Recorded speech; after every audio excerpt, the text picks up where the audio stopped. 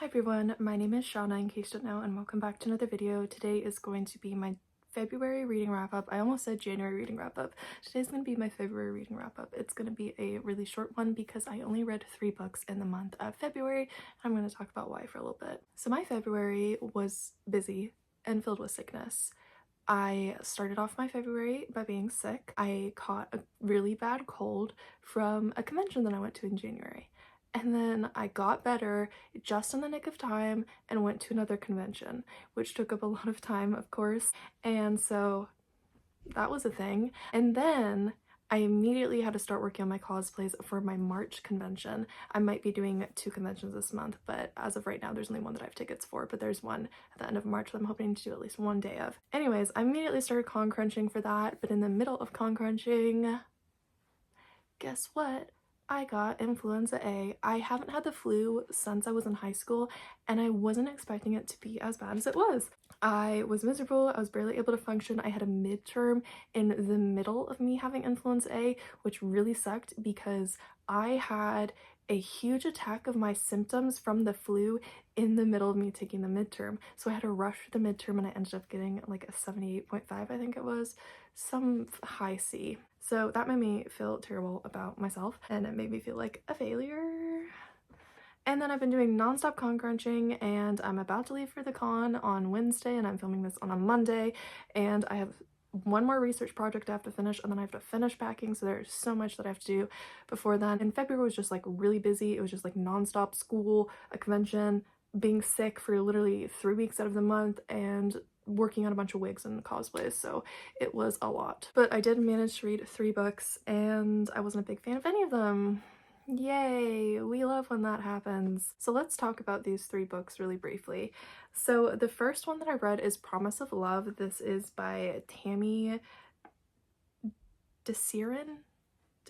I don't know how to pronounce her last name. I literally had to write down the books and the authors' names and my star ratings because my laptop is downstairs since that's where I'm doing my research project for my class. So Promise of Love is a Christmas Christian romance, which I've never read one of those before. I always think that Christian books really work for me, but a lot of times they just don't. And I actually read 2 Christian books this month, which is surprising because I don't do that very often and neither of them worked for me. Anyways, so in Promise of Love, there's this girl, Noelle, and Noelle hates Christmas. She had something really traumatic happen on Christmas and she has given up on love because her fiance cheated on her. So she's given up on love, she hates Christmas, she hates the holiday season when these 2 brothers move into town, and she ends up in somewhat of a love triangle with the brothers. So that's the premise of the story, and I was not a fan, obviously, but there was some major problems I had with this book. First of all, the whole reason she gets into a relationship with one of the brothers is because she wants to fix his problems by fixing him with Christianity. This is a harmful idea. I don't like this idea of fixing people with Christianity because I think it turns a lot of people away from religion. I also think in a lot of situations there are things that genuinely need to be done to help and fix someone, and it isn't Christianity that's the answer. And now listen, I'm not saying that Christianity is a bad thing, and I'm not saying that Christianity can help heal some people, but there's just this idea of fixing people with religion is very toxic. Also, when you go into a relationship or a friendship with the idea in mind that you are going to fix someone with religion, and you aren't 100% honest with that person about that, you're going into the relationship based on lies and based on dishonesty and based on a lack of truth. And that's what I felt like happened with this brother that she ends up in a relationship with throughout some of the story. So I really hated that element of it. Furthermore, as I said, there's a bit of a love triangle going on. And it irked me because I don't mind love triangles if there is no cheating. But when there is cheating, I lose it. I absolutely lose it. So basically, she like has a makeout session with one of the brothers and then she leaves and immediately kisses the other brother, and she is so scandalized that she had a makeout session with her boyfriend that she's dating, and she won't even acknowledge the fact that she cheated on the boyfriend with his brother. The cheating is more of the issue than the making out, but because she is a good Christian woman, it's a problem that she's making out with her boyfriend. Listen, I get wanting to like not make out and stuff until you're deep into a relationship or into marriage, but if you cheat on your partner, the cheating is what you need to focus your time and energy and feel guilty about, not the makeout session with the partner you're committed to. So that pissed me off so much. Really couldn't move past that. As soon as that happened, I was like, yeah, this is gonna be a 1-star book, isn't it? I also felt like the main character, Noelle, struggled a lot with like guilt for things that weren't her fault, which I struggle with the same thing, so I completely understand that. But I hated how the book concluded that she was selfish for struggling with so much guilt. Cannot stand that. She needs to work through the guilt in therapy, and she needs people not to tell her that she's selfish for feeling guilty, because it's legitimately a part of depression and anxiety. Mostly depression though. And I also just didn't vibe with this writing style. If you head on over to Goodreads and you look at my review for this book, there's a bunch of quotes about why I don't like the writing style, because I screenshotted every single quote that I was like, yuck, this is cringe. So Promise of Love was a 1-star read for me. Now the next book that I read is the other Christian book. And so basically I had a friend a few years back recommend this book to me, and then I'm doing this like reading challenge thing, and on the reading challenge, one of the prompts was like, I don't remember the exact name of the prompt because it's all based on like alcoholic drinks and beverages, and I'm like on team Prancing Pony, which is really fun. If you know, you know. But one of the prompts was like, read a book that someone in the group, the Goodreads group, rated 4 or 5 stars, like a book that they loved. So I found one, and it took me a while to find one on someone else's shelf that they gave it 4 or 5 stars and that I had on my shelf to read.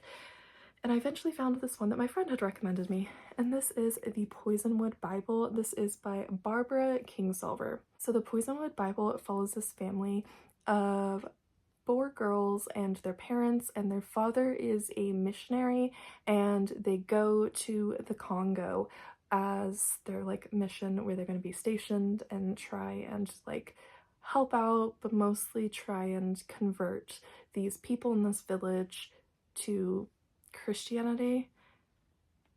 No, baptism. Totally got that wrong. But it's okay. It's okay. We're vibing. The idea of missionaries is inherently problematic, and I used to not see anything wrong with it. I used to not think that missionaries were bad.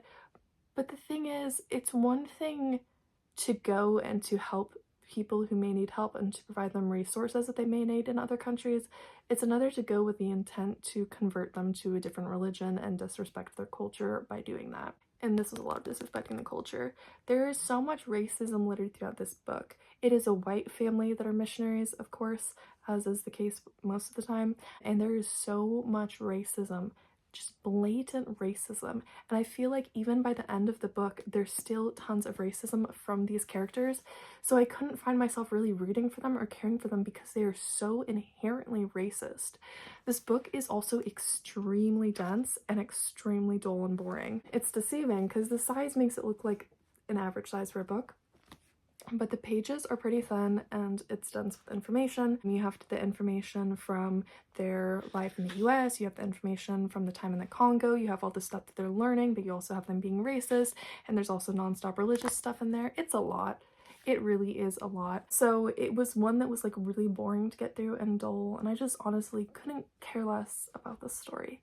I also didn't really like any of the characters. I found most of them to be extremely unlikable. Like, religion and missionary stuff aside, I just didn't like their personalities.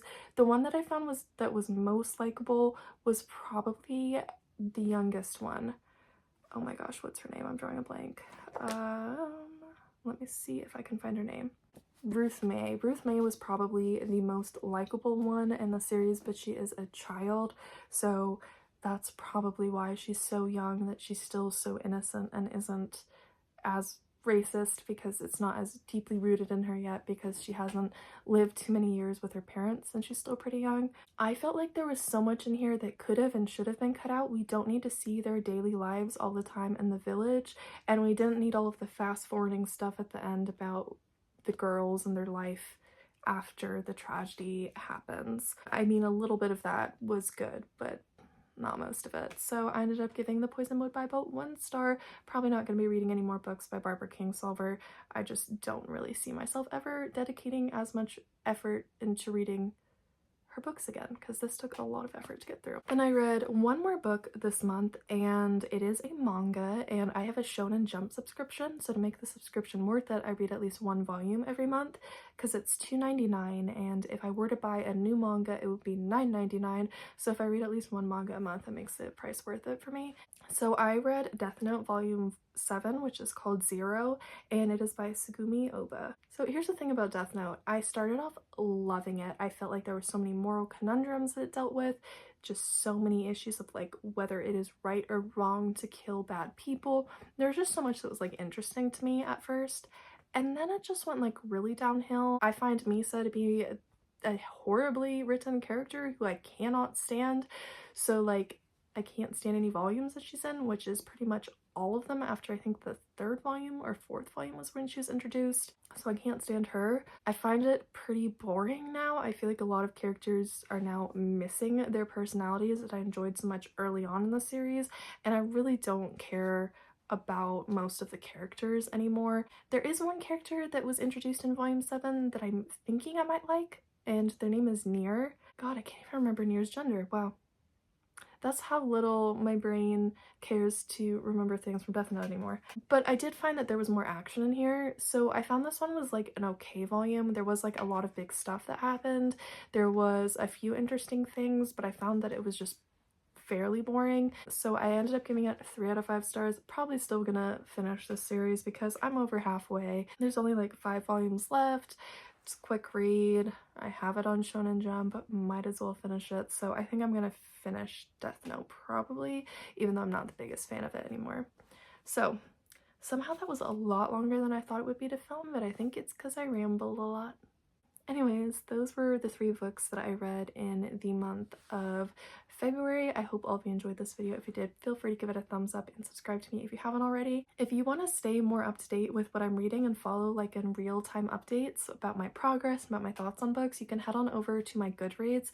I also update stuff on Fable. I'm just not very good at remembering how to work Fable and post my thoughts in the middle of reading, so I'm more active over on Goodreads. I honestly probably would have finished a 4th book this month, but my book club is reading House of Earth and Blood right now, which is the 1st book in the Crescent City series, and that book is humongous, and it is also dense with information like the Poisonwood Bible, but also very different because it's more fantasy dense information that you have to learn a whole new world.